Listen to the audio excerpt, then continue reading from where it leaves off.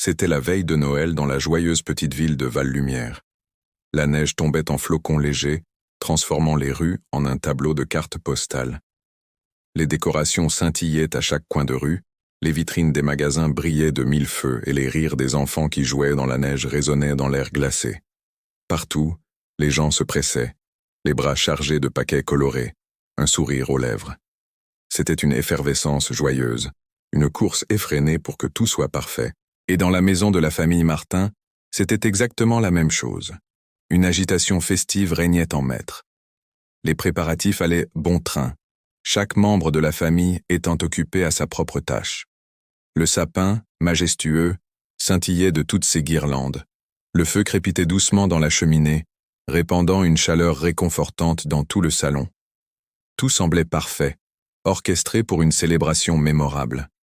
Mais au milieu de toute cette fête, de toute cette hâte et de tous ces préparatifs, quelque chose d'essentiel, quelque chose de vraiment important, allait être oublié. À l'intérieur, l'ambiance était électrique. Papa Martin, encore dans son costume de travail, finissait d'organiser la montagne de cadeaux sous le sapin. Il vérifiait sa liste avec une concentration digne d'un chef d'orchestre. Bon, le cadeau pour papy, c'est fait. Celui pour mamie, c'est bon. Les voisins, ok. Et même pour Mistigris le chat. Parfait, je crois qu'on n'a rien oublié cette année, s'exclama-t-il, visiblement satisfait de son organisation. Pendant ce temps, dans la cuisine, maman Martin était un tourbillon d'efficacité.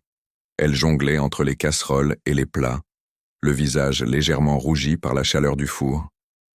Le rôti est en train de dorer, la table est presque prête et regardez ce que j'ai trouvé. Des bougies dorées, ce sera magnifique, dit-elle, un peu essoufflée mais fière du festin qui se préparait. Assis confortablement dans le canapé, à l'écart de toute cette agitation, Tom, l'aîné de 14 ans, était complètement absorbé par sa tablette.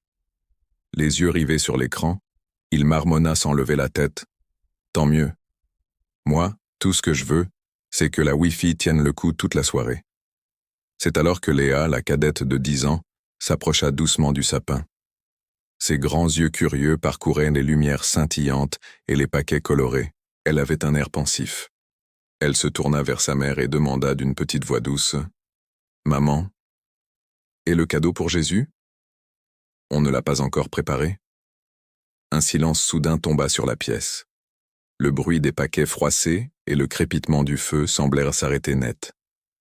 Papa et maman Martin se regardèrent, un air de confusion sur le visage. Tom lui-même leva enfin les yeux de sa tablette. Papa Martin, visiblement gêné, se gratta la tête. Le cadeau pour Jésus?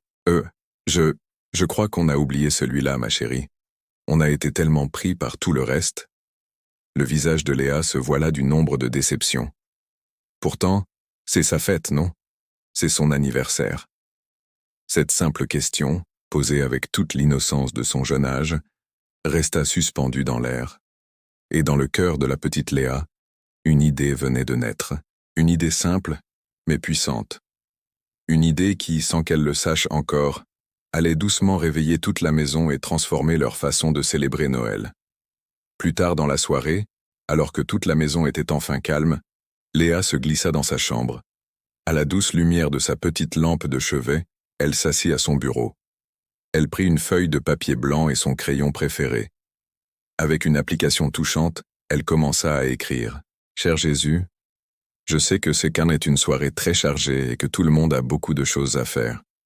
Papa et maman ont oublié de te préparer un cadeau. Mais moi, je ne veux pas t'oublier. Je veux t'offrir quelque chose. Je n'ai pas d'argent pour acheter un beau jouet ou quelque chose qui brille, mais je veux te donner ce que j'ai de plus précieux. Je veux t'offrir mon cœur. Je te promets de partager mes sourires avec ceux qui sont tristes, de chanter des chansons joyeuses pour toi, et d'essayer d'être gentil avec tout le monde, même avec mon frère Tom quand il m'embête. C'est mon cadeau pour toi. Joyeux Noël, Jésus, je t'aime très fort. Signé Léa. Soigneusement, elle plia la lettre et la glissa dans une enveloppe blanche.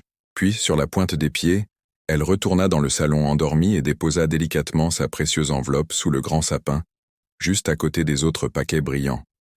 La nuit passa, paisible et silencieuse.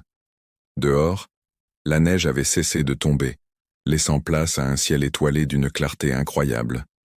Sous le sapin, la petite enveloppe blanche semblait presque briller d'une douce lumière, attendant patiemment. Le lendemain matin, le soleil de Noël inonda le salon d'une lumière dorée. La famille descendit, encore un peu endormie mais excitée à l'idée de découvrir les cadeaux. « Oh que c'est beau! Le sapin brille de 1000 feux ce matin !» s'émerveilla maman Martin en entrant dans la pièce. Tom, lui, n'avait pas de temps à perdre. « On commence les cadeaux ? Allez, s'il vous plaît !» s'écria-t-il, déjà à genoux devant le sapin. Bientôt, la pièce fut remplie de cris de joie, de rires et du bruit de papier cadeau déchiré à toute vitesse. Il y avait des jouets, des vêtements, des gadgets, un vrai trésor pour les enfants. Une fois que la frénésie fut retombée et que chaque paquet eut été ouvert, Léa s'avança timidement. Dans ses mains, elle tenait la petite enveloppe blanche. D'une voix douce mais claire, elle annonça « Il reste un cadeau, celui pour Jésus. » De nouveau, le silence se fit. Tous les regards se tournèrent vers elle. Papa Martin, visiblement touché, s'agenouilla près d'elle. « C'est toi qui l'as préparé, ma puce ?» demanda-t-il, la voix remplie d'émotion. Léa hocha la tête, un grand sourire illuminant son visage. « Oui, parce que Noël, c'est sa fête. On lui doit bien un cadeau, non ?» Maman Martin s'approcha à son tour, les larmes aux yeux. « Et qu'as-tu offert à Jésus, mon trésor ?» Avec une fierté simple et pure, Léa répondit « Mon cœur. » Et à cet instant précis, dans ce moment de simplicité et de vérité, quelque chose changea dans la maison des Martins. Les nouveaux jouets et les gadgets semblaient soudain moins importants. Ce Noël-là, il ne se sentira pas juste heureux de leur cadeau matériel, mais profondément rempli d'une paix et d'une joie que aucun paquet ne pourrait jamais contenir. Papa Martin se releva, le regard embué, prit la main de sa femme et de son fils. Il prit la main de sa femme et de son fils. « Léa a raison, » dit-il d'une voix douce. « On a failli oublier le plus important. Pourtant, ce soir, avant de continuer notre fête, avant tout le reste, remercions Jésus. » Alors toute la famille se rassembla autour du sapin. Main dans la main, ils fermèrent les yeux. Les lumières des guirlandes semblèrent devenir plus douces, plus chaleureuses, comme si le ciel lui-même s'était invité dans leur salon. Dans le silence, ils prièrent ensemble, non pas avec des mots compliqués mais avec le cœur. Un simple merci. Un merci pour l'amour, pour la famille, pour la paix que cette petite lettre avait ramenée au centre de leur fête. Ce Noël-là, la famille Martin découvrit une vérité merveilleuse. Le plus beau, le plus précieux des cadeaux ne s'achète pas dans un magasin, il ne s'emballe pas dans du papier brillant. Il se donne tout simplement avec le cœur. Et ce cadeau-là, il transforme tout. Merci d'avoir écouté cette histoire. Si elle vous a plu, n'oubliez pas de vous abonner sur la chaîne Anime Bible pour ne pas manquer nos prochaines vidéos. Joyeux Noël à tous.